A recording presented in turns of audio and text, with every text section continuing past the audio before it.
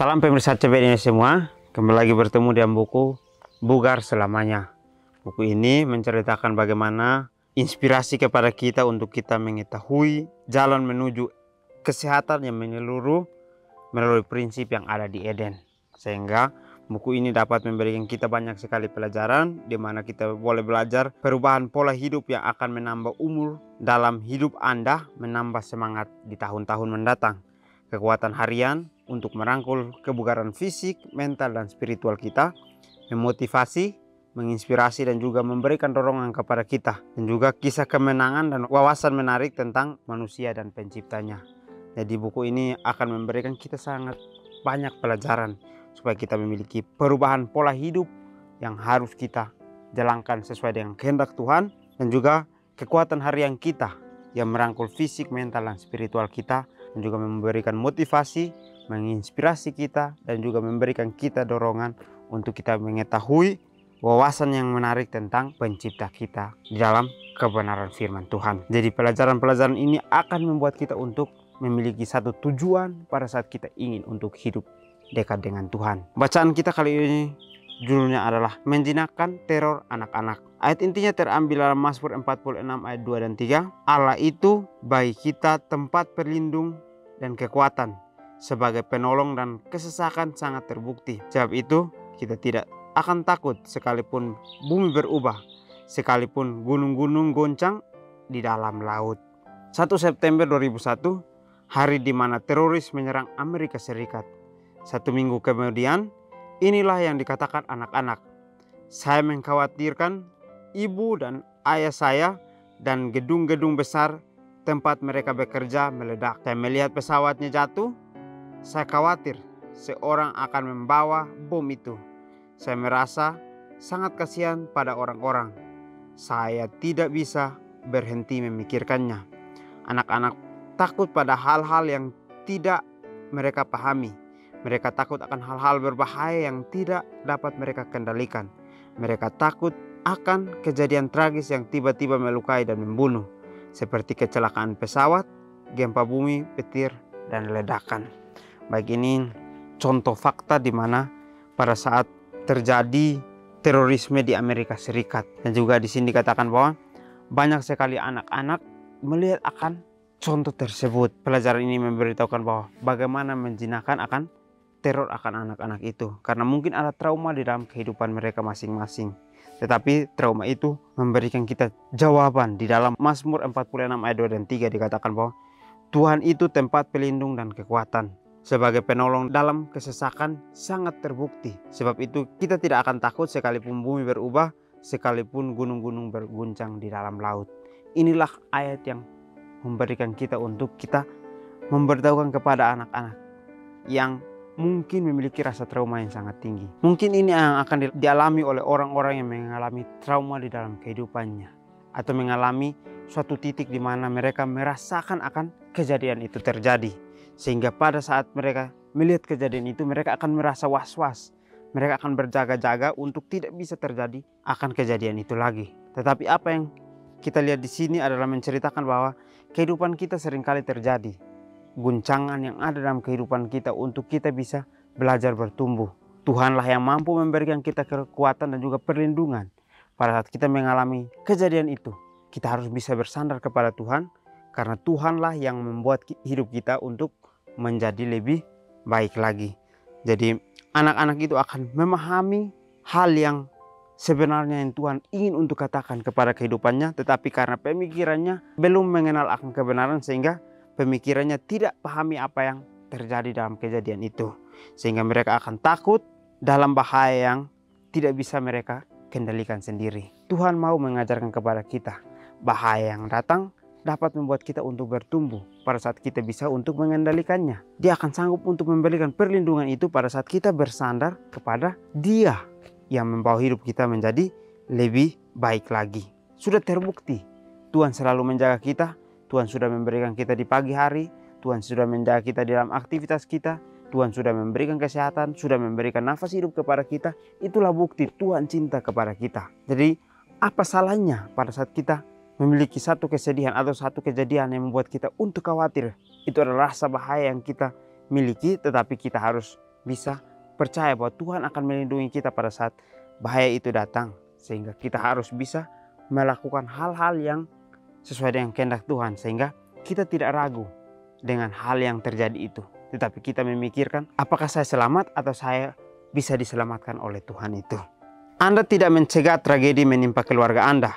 Anda tidak dapat membuat persiapan untuk setiap hal buruk yang mungkin terjadi pada anak-anak. Tetapi Anda dapat menyediakan lingkungan yang stabil dan aman, di mana penyembuhan dimungkinkan dan di mana teror mereka dapat dibicarakan dan dijinakkan. Baik, ini pelajaran yang sangat menarik ya. Ini adalah saya ambil satu titik yang menarik. Dikatakan bahwa Anda tidak dapat mencegah tragedi menimpa keluarga Anda. Tragedi itu akan datang terus-menerus dalam kehidupan keluarga. Tetapi apa yang harus kita ambil? Dikatakan di sini bahwa kita harus menyediakan lingkungan yang stabil dan aman di dalam keluarga itu. Jadi lingkungan yang stabil dan aman untuk kita dapat menjinakkan akan hal-hal tersebut. Dikatakan bahwa tempat yang aman dan stabil untuk menyembuhkan kemungkinannya di mana teror dapat didengarkan, dibicarakan dan dijinakkan. Karena pada saat mereka mendengarkan itu, mungkin mereka akan memiliki rasa untuk mencerita. Dan pada saat mereka sudah menceritakan akan bahaya tragedi itu, maka kita bisa untuk memberitahu mereka bagaimana seharusnya yang harus kita lakukan di dalam kehidupan kita sehari-hari. Tuhan memberikan kita pelajaran ini untuk kita dapat belajar bahwa pada saat tragedi itu datang, kita akan mendengar akan tragedi itu. Pada saat kita sudah dengar, kita akan menjadikan itu sebagai satu cerita. Dan kita akan menceritakan akan tragedi tersebut. Dan pada saat kita sudah menceritakan, maka akan ada orang yang memberitahu kita bahwa contohnya untuk menghadapinya seperti ini. Jadi di dalam Tuhanlah kita akan mendapatkan contoh yang sebenarnya yang Tuhan mau untuk kita lakukan, untuk kita sanggup menjinakkan akan teror tersebut. Dorong anak Anda untuk berbicara. Ketakutan yang tidak terselesaikan muncul dalam mimpi buruk dan regresi perilaku. Bicarakan tentang apa yang baik dalam situasi tragis daripada berfokus pada rasa sakit, kehilangan, dan kematian. Ketika yang sebenarnya pada mereka. Hal-hal buruk mungkin terjadi, tetapi Anda dapat memilih untuk tersenyum, membantu orang lain dan mencari yang baik. Kemudian peluk anak-anak Anda dan beritahu mereka bahwa Anda mencintai mereka dan akan melindungi mereka. Dikatakan di sini bahwa pada saat kita berbicara, dorong anak-anak kita untuk bicarakan hal-hal yang membuat mereka untuk takut, sehingga kita dapat membuat mereka untuk merasa bahwa ketakutan itu bisa dilindungi oleh keluarganya. Dikatakan di sini bahwa ketakutan yang tidak terselesaikan muncul dalam mimpi buruk dan regresi perilaku. Karena dia memiliki ketakutan yang tidak bisa untuk terselesaikan, maka dia akan memiliki satu contoh perilaku yang membuat dia untuk menunjukkan akan ketakutan itu. Sehingga kita harus bicarakan apa yang membuat mereka menjadi lebih baik dalam situasi yang tragis dan tidak berfokus pada rasa sakit, kehilangan, dan kematian. Kita harus membawa mereka untuk mendapatkan hal di mana membuat mereka untuk merasa lega. Untuk tidak memikirkan tentang rasa sakit, kehilangan, dan kematian itu saja. Tetapi kita membawa mereka untuk memiliki sukacita hidup bersama dengan Tuhan. Hal-hal buruk mungkin terjadi, tetapi Anda dapat memilih untuk tersenyum, membantu orang lain, dan mencari yang baik. Jadi tragedi itu akan ada terus dalam kehidupan kita sehari-hari. Tetapi tragedi itu pada saat terjadi, kita harus bisa untuk tersenyum, membantu orang lain, dan juga mencari yang baik untuk orang lain dapat melihat karakter yang sebenarnya yang Tuhan berikan di dalam kehidupan kita sehari-hari. Jadi contoh-contoh inilah yang harus kita kembangkan untuk orang lain dapat melihat bahwa Tuhan sangat mencintai kita dengan memberikan karakter-karakter yang sangat luar biasa untuk menjinakkan akan teror-teror atau bahaya-bahaya yang dirasakan oleh orang lain. Dengan kehadiran kita sehingga kita dapat merubah akan ketakutan mereka menjadi rasa senyum yang sangat mendalam. Jadi di sini juga dikatakan bahwa kita harus peluk anak-anak kita untuk mengatakan kepada mereka pada saat mereka mengalami tragedi yang membahayakan akan kehidupan. Sehingga kita harus melindungi mereka dengan cara kita mengatakan kepada mereka bahwa kita akan melindungi mereka karena kita cinta kepada mereka. Begitupun Tuhan kepada kehidupan kita. Tragedi itu terjadi dalam kehidupan kita dan kita merasa itu sangat bahaya. Tuhan memeluk kita, Tuhan mengatakan bahwa dia cinta kepada kehidupan kita dan dia akan melindungi kita pada saat kita mau bergantung kepada kehidupannya. Matikan TV ketika anak-anak melihat sebuah tragedi diputar berulang-ulang di siaran berita. Seolah hal itu terjadi lagi dan lagi. Gantinya, putarkan musik yang menenangkan atau membaca sesuatu bagi anak-anakmu. Mendengarkan suara Anda saja sudah meyakinkan mereka. Berikan anak-anak sesuatu untuk dilakukan untuk membantu orang lain. Baik, pelajaran sangat menarik kan? Pada saat tragedi terjadi, dikatakan di sini matikan TV atau tidak mendengarkan siaran-siaran yang membuat mereka untuk merasa bahwa kehidupan mereka tidak aman. Tuhan mau mengajarkan kepada kita untuk kita bagaimana kita berjaga-jaga di tempat di mana lingkungan yang stabil dan aman itu yang harus kita punya di dalam keluarga kita. Sehingga pada saat kita berada di situasi yang menegangkan, anak-anak kita pun merasa bahwa kehidupan mereka masih dilindungi oleh Tuhan. Kalau kita melihat cerita-cerita yang terjadi dari yang lalu-lalu, mungkin banyak sekali demonstrasi yang terjadi. Tetapi ada kehidupan di mana orang-orang tidak merasakan akan demonstrasi itu karena mereka berada di dalam lingkungan yang stabil dan aman. Sehingga mereka melihat di luar bahwa itu sangat membahayakan. Tetapi orang yang tinggal di dalam lindungan Tuhan, mereka percaya bahwa kehidupan ini seperti aman-aman saja. Tetapi jangan kita mengambil itu sebagai titik kesenangan kita. Tapi kita mengambil sisi positif. Bagaimana jika itu terjadi ke dalam kehidupan kita? Apakah kita akan merasa aman di dalam Tuhan? Mungkin pada saat kita merasa bahwa kita sudah merasa aman, Tuhan tidak akan menghendaki itu. Karena Tuhan mau semua orang dapat merasakan hal yang sama, tetapi mau untuk bergantung kepada Tuhan itu sendiri. Jadi pelajaran ini menceritakan bahwa sesuatu hal yang terjadi akan datang kepada setiap lingkungan yang ada.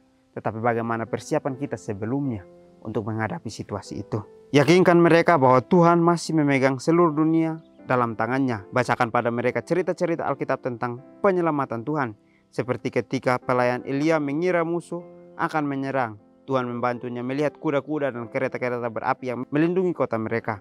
2 Raja-Raja 6 ayat 17. Ceritakan pada mereka tentang malaikat pelindung mereka dan tidak akan pernah meninggalkan tugasnya.